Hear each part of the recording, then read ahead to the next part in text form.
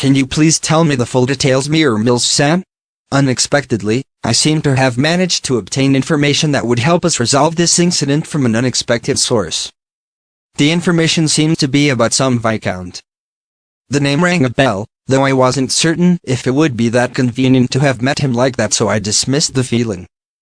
That was until Mirror Mills himself mentioned that the two were on in the same. It seems that you probably remember him.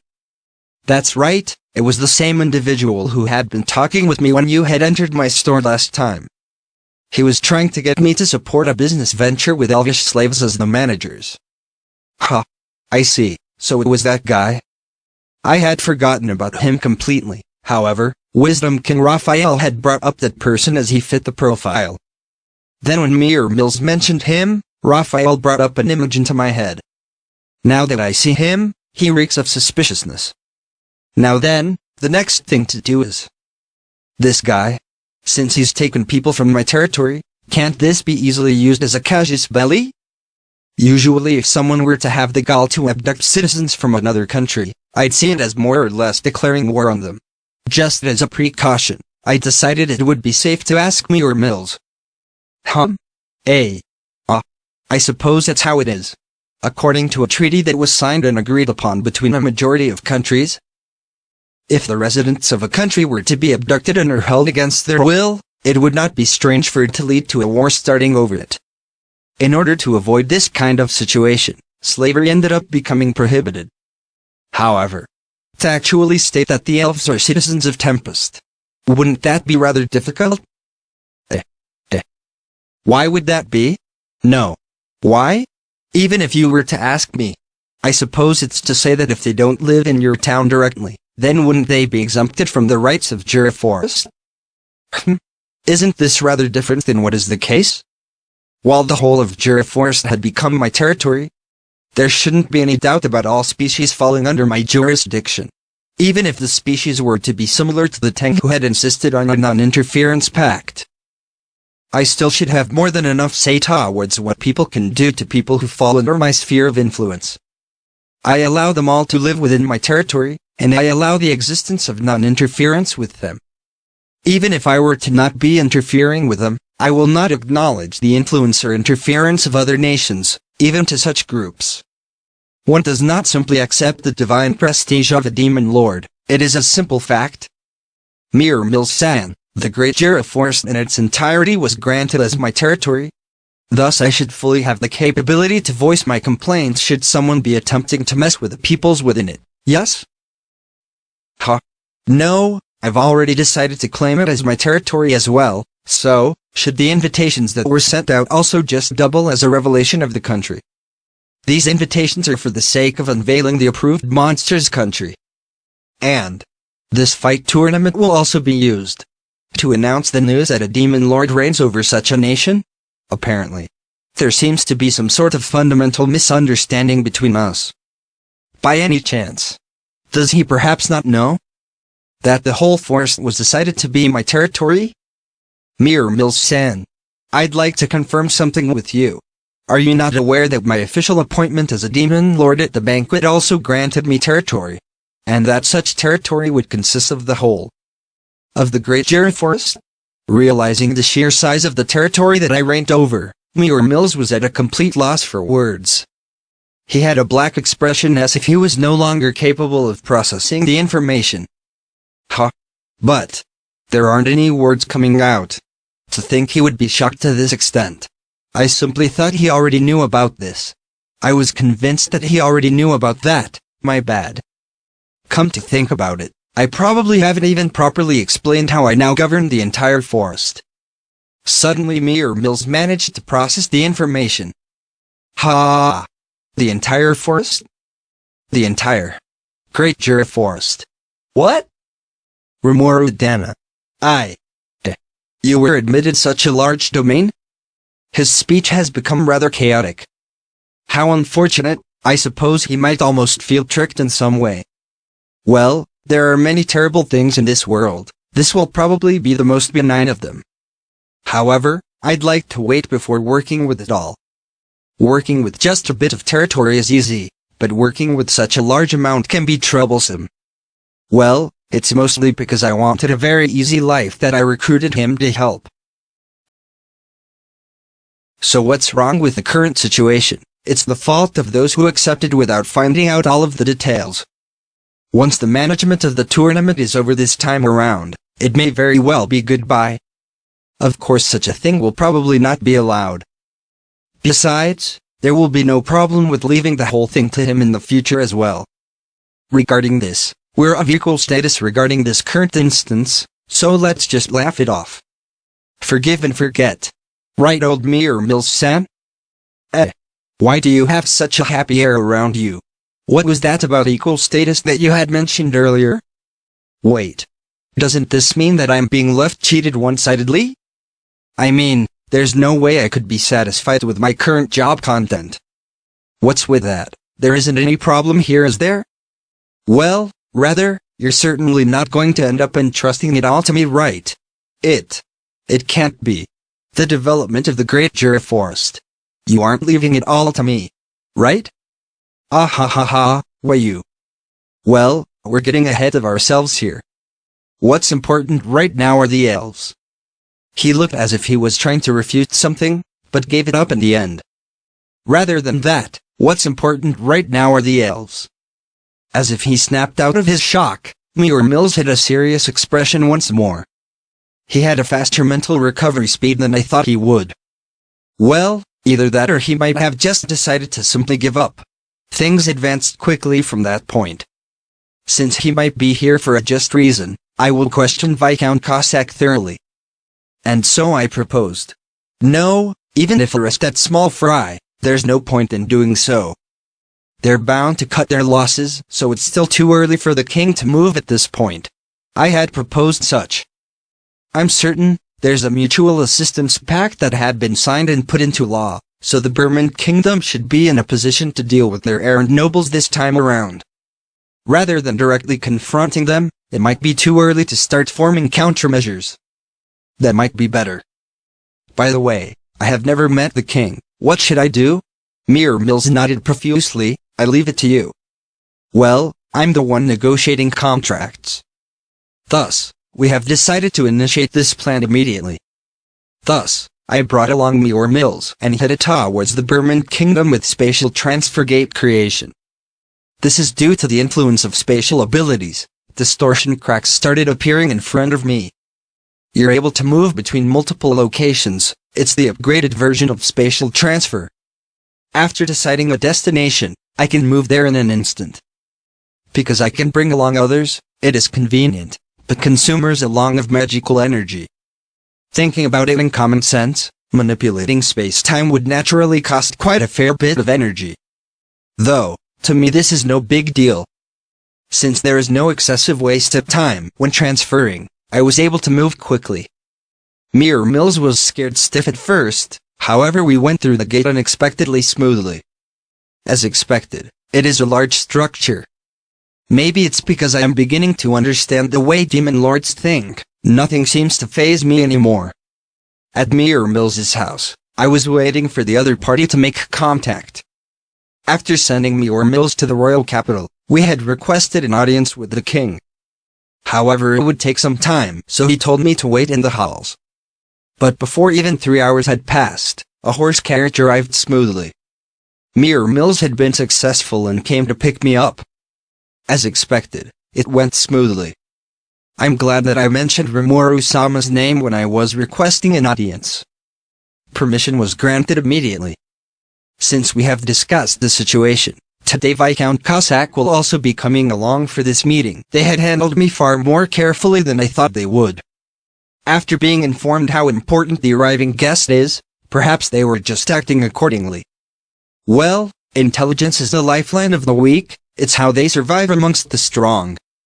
So maybe they were driven by the thought of what would happen if they mishandled the situation. Well, with fews in the area, they performed well. We arrived at the royal capital, and entered the wide halls. In their simple seating, tea, snacks and whatnots had been prepared. The plump person sitting on one of the seats stood up and came to greet us, and arriving behind happened to be a friend of Fuse Baron Bruyado. I would assume that this chubby uncle here is probably the king of this country. Nice to meet you, I am the king of this country, Burud von Borumlo. It is a pleasure to meet you, king of monsters. No, member of the 8-star demon lords, High Demon Lord Rimuru Dono. He spoke to me with a friendly tone. I was surprised. I mean, did the king just come to greet me before anyone else? No, this is probably because I am also a recognized king. Nice to meet you, I am Rimuru Tempest. I have become a demon lord, but can we still continue our agreement? Of course. We were about to ask you the same thing. We were unaware about this, and have seemed to cause you inconvenience. I am grateful for your humbleness. By all means, please punish this one. As for any compensation for damages. No, don't worry yourself over such things. There's no need for any reparations if the troubles are all resolved in the end. I would like us to continue being good acquaintances out of the best interests of our peoples. Oh, having you say this is truly helpful, certainly one worthy of such power and prestige such as yourself. It was a docile face, but as soon as he smiled there was an excessive annoying feel to it. While I'm rather uncertain if he would have even paid anything, there is no real doubt that this large uncle is a rather sly character. However, I wonder why. He's a strangely lovable uncle. During our conversation, the two that came along were brought forth. One of them was the character in question, Count Cossack himself. Like how I seen him previously, he wore a few good quality clothing. He was surrounded by the royal guards, unable to comprehend what's going on. The other was a gentleman in full black. His attire was a black Chinese-style suit, with gold embroideries, depicting 3 tiger heads. When they said Cerberus, I was sure it would turn out to be the 3-headed canine gatekeeper of hell. Though, I wonder if there is any difference here. From my point of view, this person is likely an executive of Cerberus, with a similar unwavering expression to me. And also the similar dignity of a king. The soldiers only surrounded him, but they didn't dare meddle with him. This is probably because he had an atmosphere that separates him from an ordinary human. King, what business do you have calling me this time? I didn't do anything guilty. Suddenly Viscount Cossack shouted out in distress. However, he was interrupted, and Baron Bruyado explained. While explaining, his face turned from blue to pale white. Impossible. Is that a monster? Even if you're dealing with a lesser monster, I'm a noble. Headache. I have thus been offended. Not hurting this guy seems like it is going to cause an even greater headache though. However, I endured. For the sake of the words I had spoken earlier. If it wasn't for that promise, things would have gotten dangerous. Though, the king had surprisingly let loose a surge of rage. If a person was weak, they might have even ended up dead. Probably concerned about my temper in this situation. You may silence yourself. By this Highness's decree in regards to this issue, we shall formally decide upon the full dissolution of the Cossack household.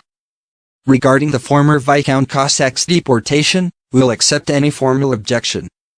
There's more than enough evidence here, so it would be useless to complain. To continue, the former Viscount will be detained for the entire duration of his trial. Your accommodations shall be that of a dungeon. Guards, remove them, this matter is closed. Just as he said that, both characters had been taken back out just as fast as they had come. Bringing along with him not but little things. His personality sucked, but he will be properly punished for his crimes. I have no objections. Now only the man in black remained, the one most presumably from Cerberus. The problem is with the nonchalant look in the Cerberus executive's face. It seems like he was also dragged along before he was able to explain his circumstances. Putting aside the organization, does he have any idea where he is at the moment? And was he notified by the country to receive a request? I decided to take a second look at that figure. High quality clothes. Elegant manners. A very insidious look. His mouth curved into a smile, as if he was enjoying the situation. Slowly fumed. It appears someone had accidentally stepped on a landmine. That atmosphere around you, it surpasses the demon lords who came to make a contract. You're a big shot. Apparently, something unexpected and unfavorable has happened, and I do apologize for that. I have a certain manner of business with this one, if you would be so kind. Thus we approached with our business. Dignified and sensible as well this one. I had taken on the form of a human, but I didn't release my demon lord's haki. If it's the Tengus, they would probably react all the same to this form. Yet, this person saw through my disguise at a glance. If it were me making negotiations with a demon lord, I would find it very difficult. A large organization, the counterpart of the Freedom Association, the secret organization. That's probably not all. Even the monarch of a country can't mess around with him. Then, I fear the individual before me is. I will say this first, I wish for you guys to release the captured elves, as well as the liberation of any other monsters you have caught. In addition, I would like to request that in the future, trapping, plundering and capturing monsters within the Great Jira Forest to be prohibited.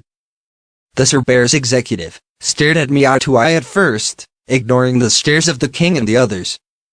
The king of Burman stood as if he were a reserve attendant, not even a voice of complaint was raised. One may as well get drunk in this atmosphere. This is proof that this person is no ordinary person. Well, what's your answer to my request? I almost continued with this after a short pause. All right. We'll return all the captured monsters. Of course, the elves as well. And we, Cerberus, pledge henceforth never to interfere with the Great Jira Forest in the name of the Murada, one of the big three of Cerberus. He swore so impudently. As expected, One of the big three. In other words, he's no executive at all. This guy is someone at the peak of the underworld. One of the three bosses who organizes the organization Cerberus. He's such a person. All right. Since you pledged to not interfere with us in the future, I'll overlook it this time. However, do note that there will be no second time, okay? Even as one such as yourself, I would wonder what would happen if such a person found themselves at odds with one of the 8-star demon lords, backed by an entire nation of high-class demi-humans. This guy probably know from somewhere that I had gained rulership over Great Jira Forest as its demon lord. Thus, I tried testing this theory. My correspondence, and my abilities. There's also evidence, since all the humans in the corner from Burman were rather surprised that a top executive came here. Even now the high-ranking executives of Cerberus are all wrapped in a veil of mystery. This is what I gathered after the fact by some nobles that had come just to catch a glimpse of him. It seems, when the elves were being raided, they were employed by the Viscount, thus making this situation easy to deal with if anything went wrong, probably as they planned. Our meeting here is probably them using the chance to determine my strength. This must be their plan. This was confirmed by Suizo transmissions, but there are no signs of an assault. I'll bet. The moment he lured me out, the plan was a success. I ordered Sui to withdraw from the location. Foo. No, I suppose it is as expected. I've been seen through. The rising star of the 8 stars, I can't be careless around you. The one I was previously acquaintances with, Clayman Sama, can't even be compared to you. Meeting you is my honor, High Demon Lord Rimuru. I hope we can form friendly relations in the future. As expected, he caught on. What a landmine I stepped on. And, I feigned ignorance. Even though I knew he had the skills, I wasn't afraid. Quite the careful individual. The Murada of Cerberus.